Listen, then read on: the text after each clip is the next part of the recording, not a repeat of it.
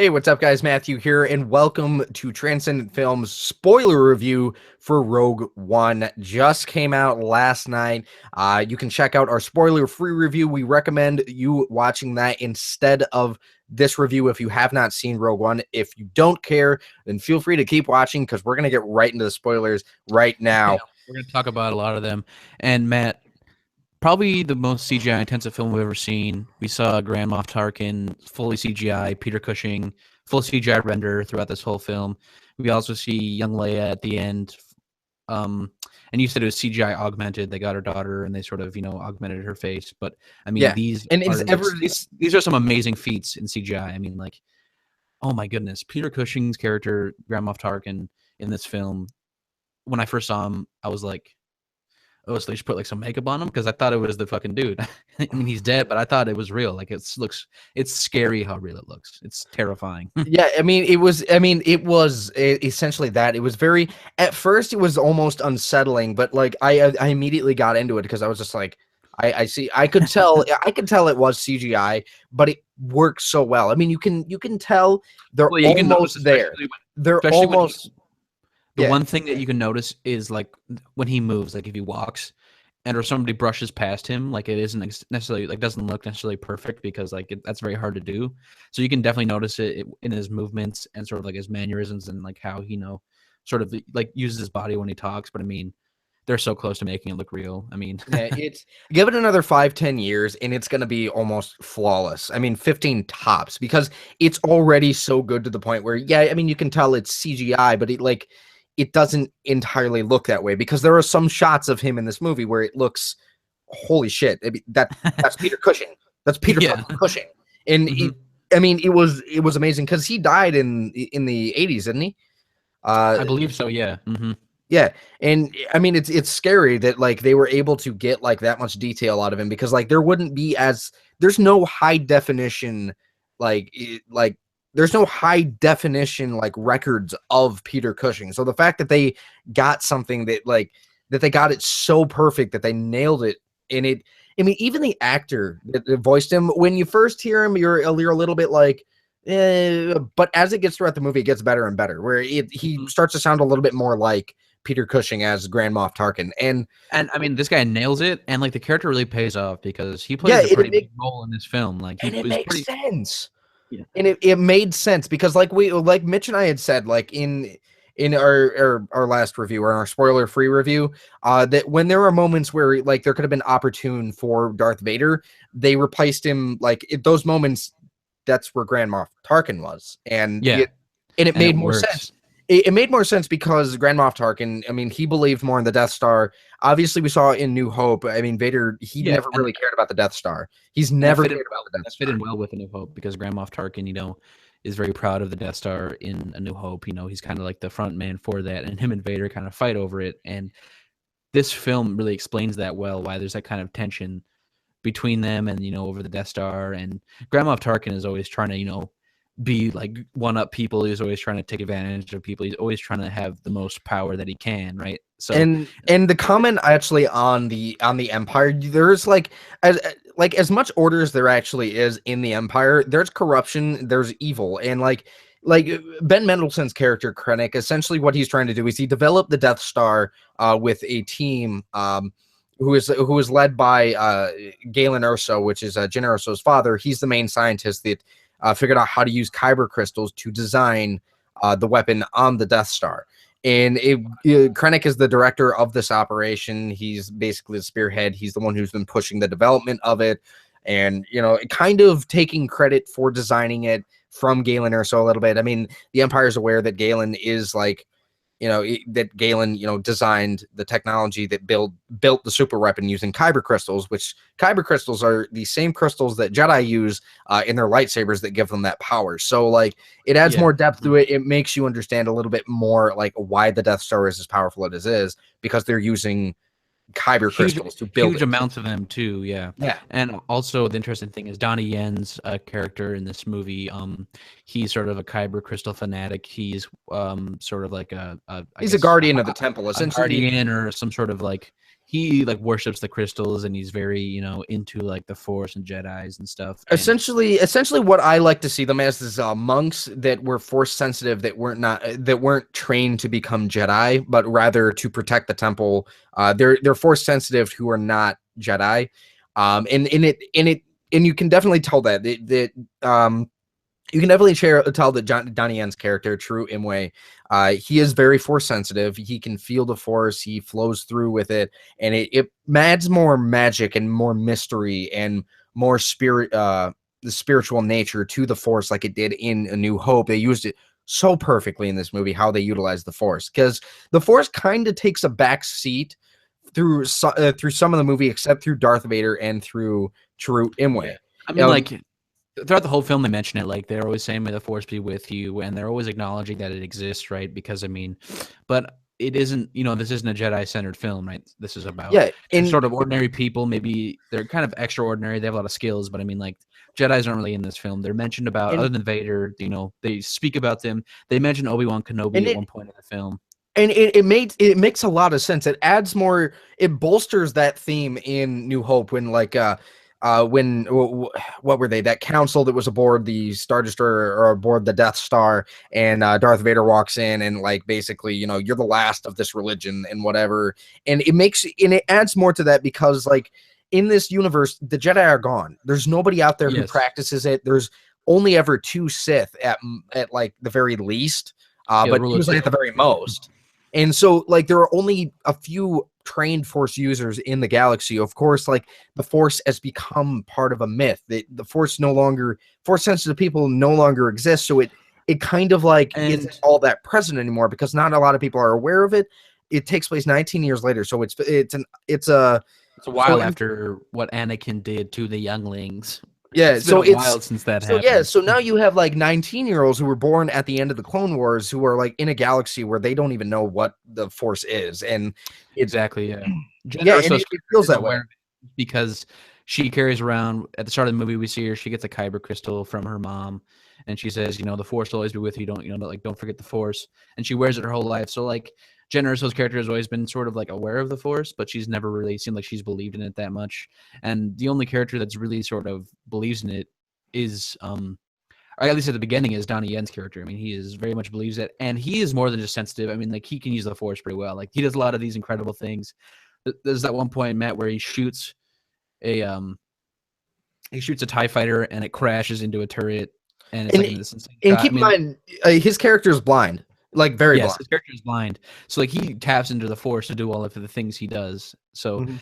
and by the end of the movie, I mean, most of the characters are sort of like believing in the Force again, right? So like you kind of get this revitalization of the Force, and then we see that happen even more in A New Hope. So like everything they did in this movie really fits in very nicely with A New Hope. I mean, like they were very conscious of A New Hope, and the way they wrote it is like perfect. It fits in like perfectly with that movie, even up to the end. Like it leads up right into A New Hope. Like we see Leia on the ship as they're running from the Empire with the plans to the Death Star. Like it fits in exactly right. Mhm. And I mean, oh my god, this movie is so perfect. I mean, like going back to the Empire, you can obviously tell, like I had said, that there is a power struggle in this movie. Obviously, Grand Moff Tarkin is at the top. I mean, you can even say that like Darth Vader, in a way, is not like he doesn't obey Grand Moff Tarkin, but he doesn't exactly like control him either. Like they're two equal parts inside of the Empire. And Grand Moff Yeah. Tarkin, I mean, like he fits in perfectly because Krennic, while he's the main antagonist of the movie, he's not top dog. And that's No, essentially what he's trying to do is he's trying to get attention from the Emperor so he can he sort rise of to ends the up right. being like a lapdog for Grand Moff Tarkin. Really, what he is like Grand Moff Tarkin just comes in and takes all of his accomplishments from him. So he's, I mean, like pretty much this guy doesn't get much of anything that he wants. He acts like he has everything, but he pretty much has nothing. Yeah, and I mean it's by no means is it like a movie where you feel sympathy for him. Like no, No, Krennic is like a he's bad terrible. guy. Yeah, He's he's a bad terrible. guy. Like some of the stuff that he does is actually arguably more gritty than like some of the stuff you've seen in Star Wars. Like there are a couple scenes in particular when Jyn Erso's mom dies. You know what happens to her? It's in the very first scene of the movie. Krennic kills her. Like, he Yeah. orders like his death troopers, which the death troopers, while they weren't in the movie that much, when they were on screen, they were They look menacing. They were so awesome. cool. They They look they were they were very cool, and yeah. she gets killed.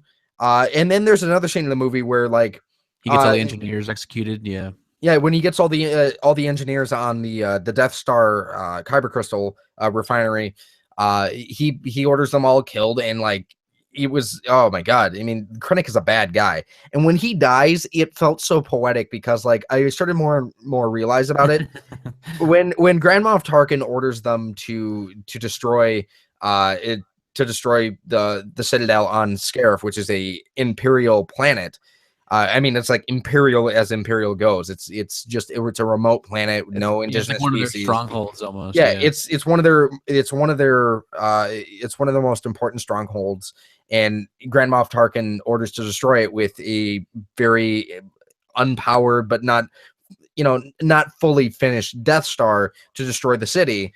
And like he knows that Krennic's on the planet. He knows that he's there, and you That's can why. kind of, because like earlier in the movie, Krennic was Grand Moff Tarkin was cutting Krennic some shit because when they did the very first test of the Death Star in destroyed Jeddah, which is where they find True Imwe, that's where this Kyber Crystal temple is at. They destroy that city, and Grand Moff Tarkin looks at him and he says, "You make sure that there are no Imperials on this planet. You're gonna get killed or something. We're gonna execute Yeah. you." Like, Exactly. Yeah. and And Grand like Moff, yeah, Grand Moff Tarkin is very he's very like cold blooded and heartless in this film, cutthroat, whatever he can to get the most power he can get. So he's willing to destroy a whole entire stronghold that they had, just so that he can solidify his power. mhm. Anybody in his way, and it's so great and it's so And well done. there was another scene where like Krennic is like, obviously he's trying to find a way to rise through the ranks of the Empire. So instead of going through, Grand Moff Tarkin, there's a scene in the movie where he goes directly to Darth Vader, thinking that Darth Vader is going to help him. But no, I mean I mean, like Darth Vader Darth is Vader chokes the shit out of him. yeah. I mean, that scene with him and Darth Vader was like it's, oh my god, it is so good. It is so intimidating when Darth Vader is on the scene.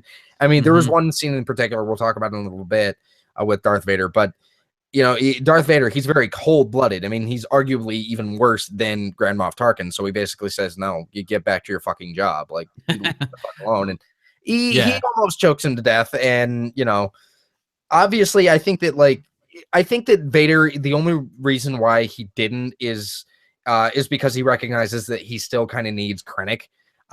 So that's the Yeah. only reason why he didn't kill him. Otherwise, I think he would have. Yeah, and another thing that we do need to talk about, and we sort of touched on it in our spoiler-free review, but it's the fan service and how they used it. There's quite a bit in this movie, but it's pretty great. And one of my favorite scenes is that when they get to Jeddah and they're in the Kyber Crystal City, whatever, the one with the temple. When they're in Jeddah, as they're kind of walking through when they first get there, they bump into the 12 Systems guy from A New Hope. Oh my god. Oh my fucking guy. That one, like I could see with some people as feeling a little bit forced, but it made sense I thought it was so actually, funny. because it not only was like, I mean, it was on a hub world. It was on like a trade city where it makes sense. Where he would This show is where they up. were at, but it paid off. It just kind of it made sense. It wasn't like they drew it out and like basically shoehorned it in a little bit. No, It like made sense. Like they're they're 12 just systems walking guy. and they bumped into him, and he's just like, "Hey, you better watch yourself. I'm wanted on 12 Systems." And it was just like everybody in the theater laughed because it was just so random and it was so perfect and great. And we also see, just for a fleeting second, we see C3PO and R2D2, and they're just kind of like having their banter like they normally do. So there's that. We hear about Obi-Wan Kenobi is mentioned. Oh, and Jimmy Smits makes the return as Bail Organa. And I Yeah, feel like this is one of my opportunities where I actually feel was another nitpicky thing, is that I feel like Bail Organa help create the rebellion. I feel like while Mon Mothma does play a huge part she's one of the top leaders in the rebellion, yeah. I felt like Bail Organa should have been more present in it. Like he should have been the He leader just of the sort of, rebellion. yeah, he just sort of, but like, I don't know. It always seems like he was the kind of guy that he was involved, but he didn't never seem to want to take like a leading role in it. Like even if you've seen the prequels, like he's willing to help Yoda, but he seems like he always wants to be kind of like secretive about it and not be upfront about his like involvement in this sort of rebellion. So I think that he should have played a more pinnacle role, but like he just sort of shows up and he's kind of there, but like he doesn't have a lot of lines, and it's just sort of like, oh look, it's Jimmy Smits, he's here, and like, oh, that's kind of cool. And that was about the extent of like his involvement in. And he has one line where he's like, yeah, I'm gonna go talk to my friend, he's in hiding, and he's talking about Obi-Wan, and like that's kind of like his two big things that he does is he just shows up and he talks about Obi-Wan. Yeah, and I mean, it makes sense that I mean, it definitely does make sense in this movie having him in there. He should have been in it a little bit more, but honestly, it's a nitpicky thing because like it's not like, oh, he wasn't in it enough. He was in there enough to help move the story forward and to give more clairvoyance to it. But like it wasn't anything negative in my opinion. It just was a No. nitpicky thing where I just felt like he should have been in it a little bit more, but it's not a bad thing that he wasn't. And there's one thing I want to talk about, and I don't even remember what it was called. Maybe you remember, but there's a part where with Saw Gerrera's character in Jeddah when, because there's a pilot that defects from the Empire and he's trying to deliver a message. Oh yeah, It's from Jen Urso's dad to Forrest Whitaker, to try and make that connection, try to find Jen Urso to try and start this fight to get the plans. And Forrest Whitaker's character, Saw Gerrera, kind of like tortures the pilot, but he uses like this disgusting monster, like some sort of thing that you see out of like some hentai porno, and he has like a bunch of tentacles and it like is constricting him and it's like playing with his ears. And do you remember what it was called? But it was like the most disgusting Bagali, thing. I think it's called. Yeah, I think it's called Bagali, Bagali. And it was like it's the most disgusting thing I've ever seen in a Star Wars movie. Like Jabba the Hutt's pretty gross, but this was like, it looked like a giant blob with tentacles, and it was just like so gross to look at, and it was like slimy and weird, and like it fit. Like honestly, as kind of weird as it was, it actually fit in with sense with his character. Yeah, it makes sense with his character. It's just like, yeah.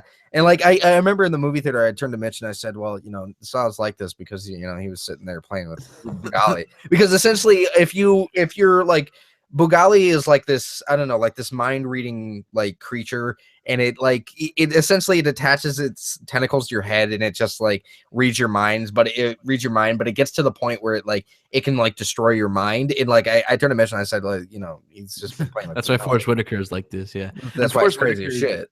Saw Gerrera's design was really cool. He was like half robotic, obviously from the war, but like he also had this weird thing where like he needed to get oxygen, so he had a tank on, and there'd be parts where he'd be talking, and he'd just like take a whiff of oxygen, and it was so weird. He'd be like, "Well, fuck you," and that's how he'd like talk the whole time. And he was just like, I don't know, he's a very interesting character. And it made sense though, because I mean, with Saw Gerrera's character, especially with his history, is like he's always been a character that's in the forefront, and he's an extremist. So it makes sense that his character would end up that way at some point.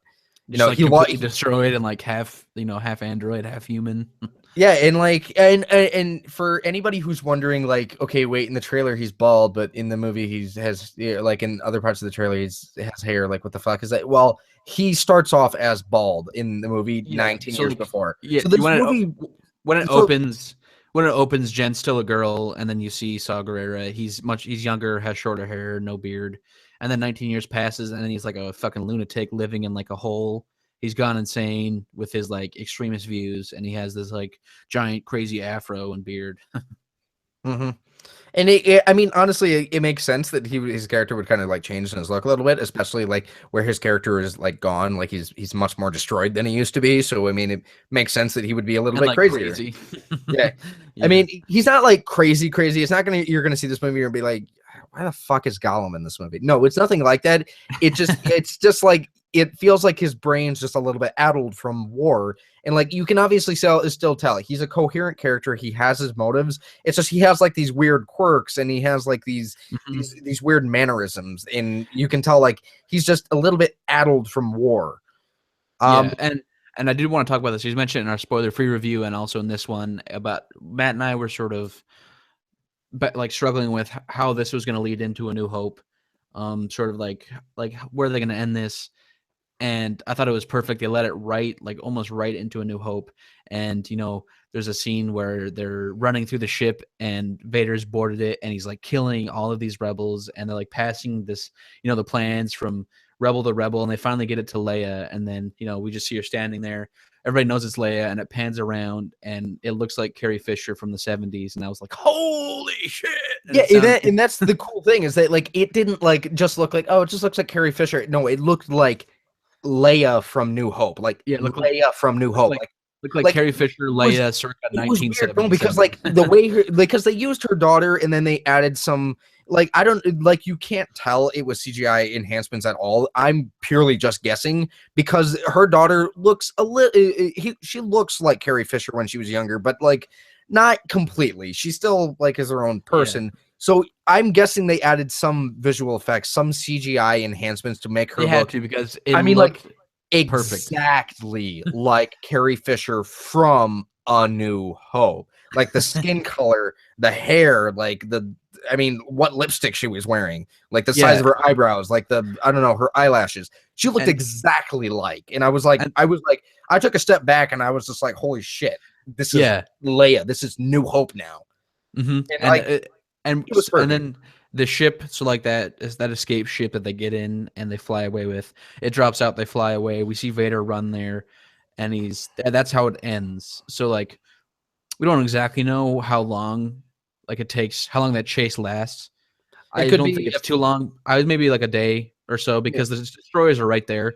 But like it's pretty close to A New Hope. I mean, like you can watch this and then go right into New Hope and it makes sense. Like yeah. it's pretty perfect. And um I don't know, it was just bizarre seeing her because I was like, holy shit. Like that's wait, that's That's Leia Carrie from Fisher. And I was 1977. just like, holy shit. Fuck. Like that's like 40 I year mean, old like like, and that's the thing. Like, I mean, Grand Moff Tarkin like looked amazing because like it's a different actor playing this character, so they had to do much more CGI enhancements, so it looks a little bit more CGI. But like what they did with Carrie Fisher's daughter, making her look just like Carrie Fisher from fucking New Hope, was was so perfect. perfect, perfect. Like I sat there and I was just like, you know, there's CGI enhancements. I just can't find them. And there was one scene where I turned to Matt, and the cool thing about this is a lot of these shots where we see the Star Destroyers, and like they look like they fit, like they look like they have the 80s sort of design to them, Yeah, it especially felt so like farther retro. away. Yeah, like they Oh had my this sort of retro appeal to them, especially like some of the wider shots. When they're flying around the Death Star, like it was weird. They look old slash new, and I was like, it looks like an old new destroyer. Like it has this sort of retro Well, that's design to because it. what I feel like they actually did, and it makes sense. I think they actually did practical effects with the Star Destroyers, like they On did in some of Hades. them, yeah. Yeah, like they actually had like a full scale model of the Star Destroyer, more detailed, but like looks exactly the same. And they shot like an actual model in space for like certain shots where like the Star Destroyers were basically stationary, and it would just have a camera just kind of like pan around it a little bit.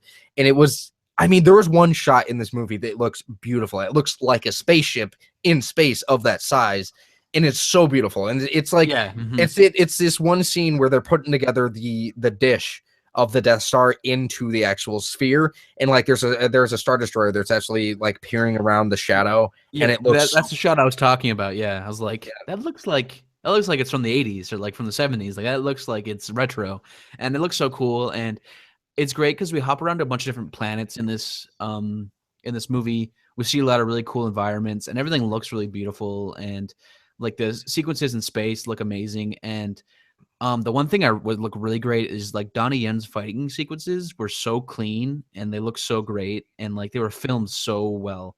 Like the one Mhm. thing I hate about a lot of these action movies sometimes that they get like a lot of shaky cam. There wasn't any shaky cam at all in this fight scene. Like it was so fluid. And I think because Donnie Yen is a pretty impressive martial artist, but like they Mhm. look so amazing and they're so fluid and like fun to watch. And like I don't know, it was just like, oh, this is so awesome. Like So the whole movie was essentially, just like now, like a lot of people are wondering, like, okay, so how, with all these characters and like all this new stuff that they're introducing, and we talked about it in our spoiler-free review, but like you have all these, like, where are they in the original trilogy? not Where's that all this stuff? nah, they all die. Yeah, they all die. Krennic, he dies. He gets killed by Grand Moff Tarkin, basically just blowing up the entire Scarif. Jin, she dies. Galen Erso, he dies. Yeah, Cassian Andor, he dies. K2SO, he yeah. dies. It's funny Donnie because Yen's character, he dies. Brody, the Imperial defected pilot, he dies. Chirrut Imwe, Donnie Yen's character's Guardian, he dies. And, like yes, every character, like Rogue every One, character they dies. die. Rogue One, Yeah, all that of Rogue squadron One dies. dies, and they all sort of die like in pursuit. I mean, it's sort of like this beautiful, that kind of bittersweet Oh, sort of and thing, because oh my they God. all die in a pursuit to get the plans. But like the one really beautiful shot that was in this movie was it's Cassian Andor and it's Jen Urso, and they're sitting on the beach after they've transmitted the plans, and they're just sitting there. The water's like crashing up on it, and it looks like it's almost a sunset, but it's not a sunset. It's a humongous explosion that is like, it looks almost like a mushroom cloud, and that's the like how it kind of ends for them, is they're just sitting there talking, and there's this huge like mushroom cloud explosion behind them. And I was like, wow, that's a really bittersweet, beautiful kind of shot, because they're just like, we did it, but we're also about to get murdered by this huge explosion. So Yeah, and I mean it adds more like scope. I mean, obviously it adds beauty to the character, it adds beauty to the rebellion, but it adds so much emphasis and makes the Empire so much more evil because like you fit with these characters and like you feel with them because this is a war movie and you're watching these characters and like they die and like you've been with them the entire movie and and the now one there's character no that scapegoat for them. There's the no one character that really their end surprised game is me. they made a sacrifice. Yeah, and the one character that really surprised me, and isn't it was Brody, right? He was the defector pilot. That Yeah. character really surprised me in the third act, because like it seemed like in the first and second act, he wasn't going to be much of a character. I thought he was just going to kind of be around. But by the third act, he became like a very compelling character, and like I really enjoyed him in the third act. Like he really kind of stepped out in the third act, and I was like, oh wow, like no, he's good. I Yeah. thought he was going to be sort of just I liked Rogue One. So Rogue One, so just to go over, it consists of Cassian Andor, who kind of leads the group, and then Jyn Erso, True Imwe, which is Donnie Yen's character, and I hate that I don't remember his name, but I can't remember his bodyguard. I don't remember yeah, it. He's his really bodyguard. badass. That character was awesome. Like the banter between Donnie Yen's character and his guardian were like it was perfect. Like you can tell like these guys have been best friends for years. Yeah, And, like, it forever. was so Yeah. good.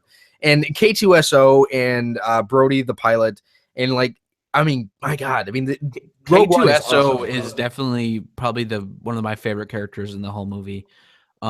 They gave him all the best lines, Mhm. and they're so funny. And like there wasn't a line that he said that like missed. Like every single time that like the humor is perfect with him. Like it was so well done, and a lot of humor, so much humor in this movie. I was laughing a lot. And there's this one scene, and it's the one where Krennic meets with Darth Vader, and uh Krennic is trying to be a badass and trying to talk some crap to Vader, and Vader starts to choke him, and he turns around and he says, make sure you don't choke on your aspirations. And I cried laughing in the theater. I was laughing so hard because it's just such a funny line to hear Vader say, like, don't choke on your aspirations. And it was No, like, I oh, mean that's for me, like I didn't feel like obviously it's a funny line from Vader, but like it felt intimidating, but it felt like those kind of quips that like I Darth was Vader would laughing say. so Like hard.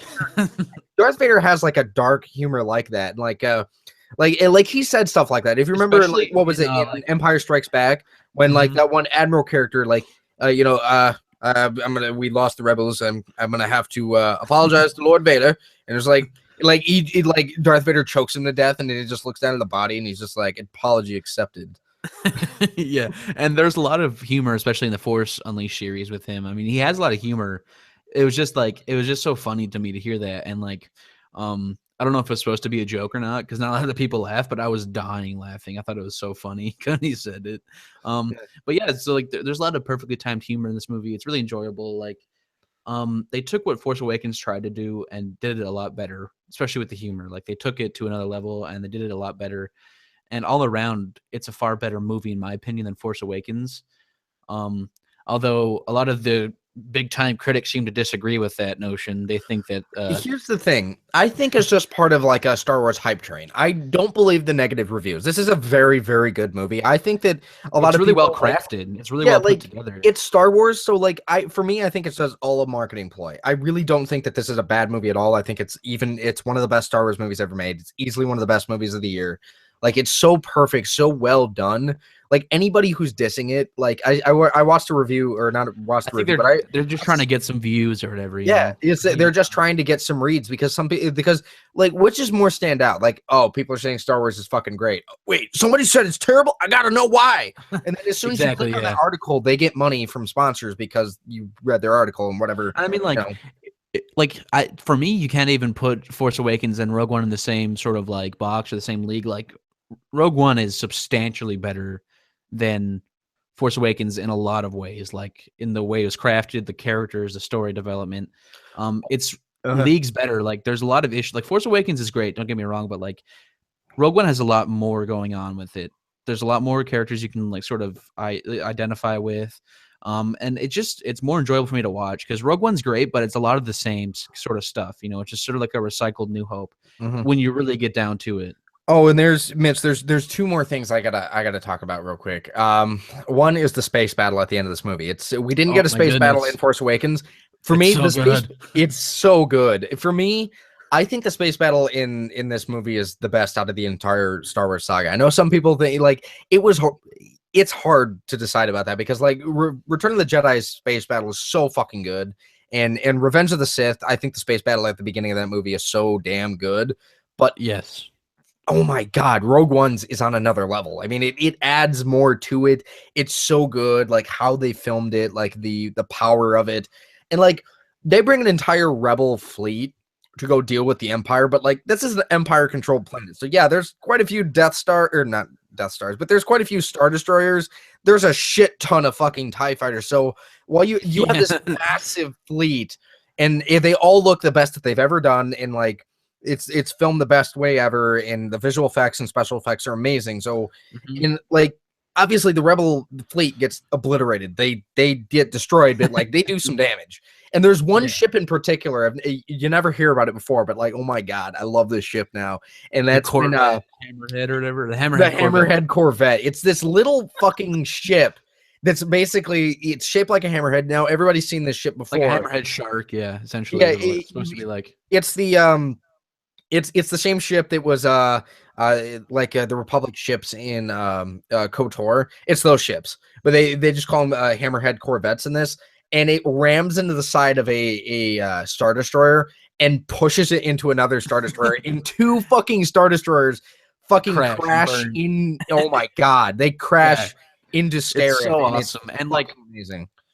the thing about this is that like they come in and like it's almost as if the rebels don't know that they're going to win this battle. Obviously, like this is just them doing all that they can to get the plan. So like anything that they can do to give Rogue One, which is the name of this group on the planet, more time to get the plan. So like it's almost just like, oh, let's see what we could do and hopefully we don't all lose. It's sort of like the mentality going in is like, oh god, you know, like this isn't going to end well because they're vastly outnumbered. But it looks great, like Matt said, and I like it how they did it because there's two battles going on simultaneously. There's one that's on the planet, and there's also one in space, and they cut back and forth between each one, and it's just done very well, and it's very entertaining, and there's just so much going on in that third act, and it is resolved very well. But like, there's just so much happening, and there's just like, oh my god, and that's where most of the budget went for this movie for sure. Is probably that third act because it has a $200 million budget, like a huge budget, but it didn't feel like like it didn't feel like they overutilized CGI or like unnecessarily used it. It seemed like they used it when they had to, and it played off very well. Mhm. And the last thing that I want to talk about, it's a huge positive. Darth Vader shines in this movie in the last scene. Like the last scene leads perfectly into New Hope. It felt like New Hope. The last scene of the movie is New Hope. And Yes. it adds more dynamic. It adds a new side to Vader that we haven't been able to see because obviously they were limited to what they were able to do with Darth Vader because like the suit, like the costume they used him for, like is like it was kind of heavy a little bit. It was very limiting, but like with the new technology, how they designed his costume, they had a big guy in this suit. So he was walking around, and when Darth Vader wrecked shit. It adds a new dynamic. Like yeah, no, you piss Vader off, he's gonna choke you, but like if you're a rebel, you're fucked. You get fucked, and it was so good because Yeah. like Darth Vader, like he's like the only one who's walking through this of like Corellian Corvette or whatever, and he's just destroying rebels. Like he's Yeah, and like that last scene, like he does some damage and he's moving and it's very fluid looking and like it's one of the best like sequences of Vader in Star Wars films ever. Like there's some parts in Empire Strikes Back that you could argue, but I mean like this is Vader at his best. So like Vader isn't in this movie a lot, but at the end it's Vader at his best and it really pays off at the end because it's like, oh my goodness, he's just it's like so terrifying because there's a shot where like they're trying to get the plans out and then like they get boarded and then like that part of the ship they're in, it gets like deactivated and they can't get out. So it's sort of just like very dimly lit and there's dark. And then all you hear is just Vader breathing. And then his lightsaber comes out and you're just like, holy shit, they are screwed. And they just start screaming. They're like, help! help, because they're looking at Vader and he just starts destroying them, and Yeah, and it's so it perfect. felt in that scene, like it happens so fast that like it's not very long in the movie, but it's like the perfect length because it was so well shot. Because like obviously they're locked in this room, and essentially the plans have gone from the planet up to this Corellian Corvette, and like the Corellian Corvette is like on the brink of destruction, so they have to get it to another ship, and so that's why like there's this small ship that's floating through space, like in the beginning of New Hope. Like that's why they're on that tiny ship instead of in a fleet, because the fleet gets destroyed and the Corellian Corvettes and all of them, they're destroyed. Yeah, So it's just up to Leia in this small ship to just get the plans, and like it's on a data disk, and that's why you see Leia has that data disk and gives it to R2D2, is because if they have this data disk in their hand, and like all these rebels are handing it off yeah, one another, and like Darth Vader is like on like their ass the entire way, yeah. like Basically, everybody who ends up with the disc ends up like getting fucked. yeah, like basically they hand it to one guy, and the guy that just handed it off gets murdered, and then they just keep handing it off, and they get murdered like right after they hand it off, and he's just like chasing through them, and they're getting like cut down, and like, oh my god, it's just like, oh my god, they're so screwed, and I just loved it so much, like, because the whole time Matt and I were watching, we are just like, where's Vader? Because like you go through the most of the movie, Vader's not in it, and then he makes a few appearances, but then this ending, Probably this after is, halfway through the movie, he shows up. and then He this shows ending up sequence. after. This Mhm. ending sequence made it up for me because this was like so cool, and I was like, okay, fine. He wasn't in it a lot, but that was cool, so I'm fine. He shows up in like probably around the second half of the second act of the movie. So he's only ever in this movie sparingly, but when he's in it, he's in it to win it. I mean, like Vader is Vader all the way in this movie, and it didn't feel like whiny Anakin. Like when you see Vader in this movie, you forget all about the prequels. Like, Yes. holy shit! Like Vader is what we wanted, and like There's this after one weird scene that I want to just mention where like they show Vader, but he's like not in his suit. He's like out of his suit getting oh cleaned. shit, oh Remember? yeah, Yeah, and I it's just remember that. it was just like a weird scene. I was just like, I turned to Matt. I was like, "What is this dude, Bane?" Just as a joke, but like he looked like Bane the way it was set up. But it was just sort of like, oh, that's what it looks like now. And he like, it didn't have any of the scarring. Did you notice that? It seemed like he had. He had scarring, but it felt like it was more like so essentially what he's in and like is just a giant Bacta tank. And like he has less Yeah. scarring than he used to. Like obviously Darth Vader can't really survive outside of his suit. So when he's outside of his suit, he has to like basically sit in like a side of a chamber that like relaxes his body and like helps him breathe and like helps heal himself.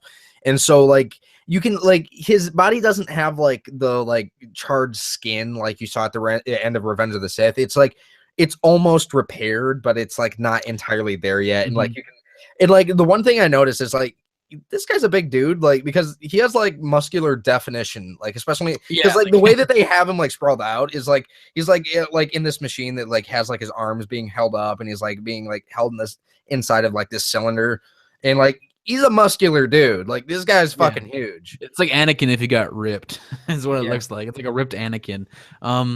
But all around, this was probably this was far above my expectations for this movie. I wasn't exactly sure going in if I was gonna like it or not. You know, I was sort of like anxious about it. I really wanted it to be very good because I would be excited to see a lot more of these sort of spin-off films. Mhm. And I mean, I'm still this not. was I very mean, good. as much as I love Rogue One, I'm still not excited for Han Solo. I don't want a Han Yeah, Solo I'm not spinoff. really that excited, but I mean, like, just the idea because like, if this one did I poorly, then maybe we wouldn't see any. But with what this I one doing very want well, What I want is another Star Wars movie directed by Gareth Edwards. I'd be down for it, and I think he fits perfectly within the original trilogy era. So I would want to see like him go back, not to the prequel trilogy per se, but like after the Empire takes over. Like, and I would like to see a Darth Vader movie, like not necessarily a yes, Darth Vader movie, but I'd like to see a movie with Darth Vader in the forefront as an antagonist, and I'd like to maybe like see him and like the Sith Inquisitors. something that's Like, more Darth Vader centric. Yeah, something that's yeah, more centered around Darth Vader would and be very cool. the But I mean, perfect thing, like, yeah.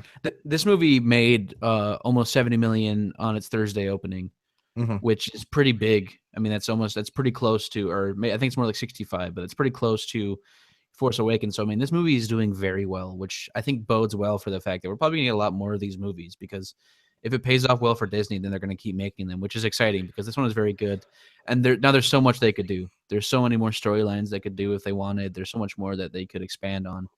So it's very exciting. One of the things that people have talked about is like it's getting Ewan McGregor is getting almost to that age where like he's almost to that point where he could play an Obi-Wan that fits within like that same timeline, like between Revenge of the Sith and A New Hope. Like so what a lot of people like, we're gonna get an Obi-Wan like spinoff, like that's inevitable. Yes. Too many people want it, and there's too much opportunity there. Like knowing what was Obi-Wan up to for 19 years, like that's one of the questions that needs to be answered. And Ewan McGregor is so great too. He's so great as that character. I mean, he's my favorite actor in the prequel trilogy. I mean, he's the best. So like, it makes sense to have him, and people love him, and it would be so great to see that. And I mean, there's a lot that could have happened in those 19-year span, like you said. Like, what did he do for 19 years? I mean, it's now canon. Darth Maul did survive. Darth Maul is alive, like, and he is still evil. Like, Darth Maul's now doing his own thing. He's no longer a Sith, but he's like this evil, like a Sith.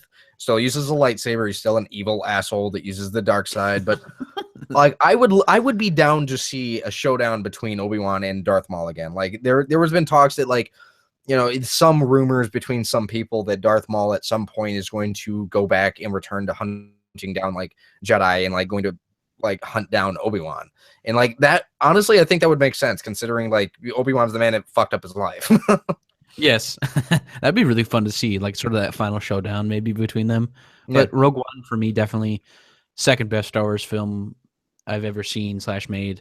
9.5 out of 10, maybe even a perfect 10. It's really, I still have to see it again.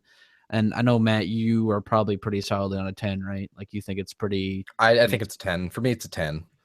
Yeah, I mean, like, this one, I'd have to see it again, but, like, even this gives a pretty good run. This gives Empire Strikes Back a pretty good run for its money. I mean, like, this is on par with that sort of quality of a film, like, in terms of, like, the overall quality of the craft, all of that. This gives it a pretty good run for its money. I mean, like, it's going to be hard to, maybe in 20 years, we'll see, but, like, as of right now, they're pretty close. Yeah, they're getting there. Like I would say like, I mean, like I said, like if there's any movie that's gonna fuck up their streak, it's gonna be the Han Solo movie. I don't think it'll be Episode 8. I think Episode 8, they got a very good director, they got a very good team because they decided where they were gonna go with this new trilogy. But like these other spin-off movies is where they could fuck up because like obviously they're planning them out, but like they're very different. Like they're trying new things with them. Like Han Solo movie, there's not much demand for that. Like there's maybe like a few people are like, I'd be down for that. But like for me, I'd be down for a Han Solo movie, but not young Han Solo. I want teenage or kid Han Solo. I mean, like the way they're doing it, it's probably going to be like they're probably going to write some weird, story he got into when he was back smuggling or something. There's going to be like, but like, and especially I don't want Alden Ehrenreich. Like for me, he doesn't fit. Actually, what it seems like to me is that if they have Donald Glover, maybe they're going to do the story about how Harrison Ford, or not Harrison Ford, wow, how Han Solo got the Millennium Falcon. Yeah, exactly. I don't think that they're gonna. I think they're gonna show that in the movie, but I think it's gonna maybe take up like 5-10 minutes of the movie. Like literally, I know because like he already explained how he got it. He won it in a bet against Lando. Like that's how Lando. That's how Lando won Bespin, the Bespin mining facility. That's why he's the director, is because he won it in a bet against like some other guy who owned it. So, like they did a lot of betting. So like what I think they're probably going to go for is like how Han met Chewie and like how he found him. So that'd be cool. I think either of those would be interesting. Yeah. No, but like we said, definitely Rogue One. If you're watching this, you've probably already seen it. But if you haven't, definitely go and watch it and see if you agree with what we said. Because I mean, I think, like we've said, I think the critics are being way too harsh on it. I think they're hating on it just for the sake of hating on it. Not really based on the movie at all, but just to get a little more interest, towards their article. Because I mean, it's really hard to find anything wrong with this movie. You really have to look for things that are wrong with it. Yeah. I mean, if you're not a fan of Star Wars, you're probably not going to be a fan of this. But I feel like this movie gives a little bit more opportunity to like Star Wars. So I mean, for years to come, like when you're showing your kids Star Wars for the first time, this is just going to add more to it. It just bolsters the original trilogy so much more. It adds more clairvoyance to it. It's such a perfect entry. And like, I mean, honestly, as much as people like Disney likes to say it's a spinoff, but it's really like the true Episode 4, and then Episode 4 is the true Episode 5. It fits so perfectly, and it feels like it stands up along with them. It just there's no denying it's very much part of that trilogy. Yeah, and now that's a good package sort of deal. Like you can kind of put 3 and 4 together into sort of one like Super 4, and then 5 and 6, is how you could do it if you wanted. Because I mean, like it's hard. I mean, like it's not really a spinoff in my mind. It's pretty much like just a little bit more 4, like a little bit before. Yeah, especially with so many like key characters, like so many key players in it, like Grand Moff Tarkin, Darth Vader. You have Leia, you have Bail Organa, Mon Mothma. Yeah. Yeah, like these characters appear in it, and they're not like they're just over there. No, They're they're key. in it. They're key. Yeah, and some of them are key characters. So like, I don't see it as a spinoff. It's more just an extension of 4 in my mind. Yeah, yeah. All right. Thank you guys for watching. Don't forget to check out our other videos we have up on our channel. Don't forget to check out Unfiltered Podcast, Underappreciated, Box Office and Bagasms, and share this video around. We hope you guys actually like Rogue One. Let us know in the comments what you guys thought of Rogue One, and let us know on our Twitter page. If you follow our Twitter page, you know that we have polls going on all the time. We want you guys to be involved in that because we're going to be answering them on our Unfiltered Podcast series. And don't forget, we are also doing a few new shows in the beginning of 2017. We have a film-related podcast coming out called Film Facts, and then Eugene Smith is bringing back our gaming podcast sometime in 2017. I would do that like once a month. We're going to talk about everything that involves gaming. Mm-hmm. So yeah, guys, thanks for watching, and smash that like button, please. Smash it for me. I need you to smash it right now. Smash it. Smash it. All right.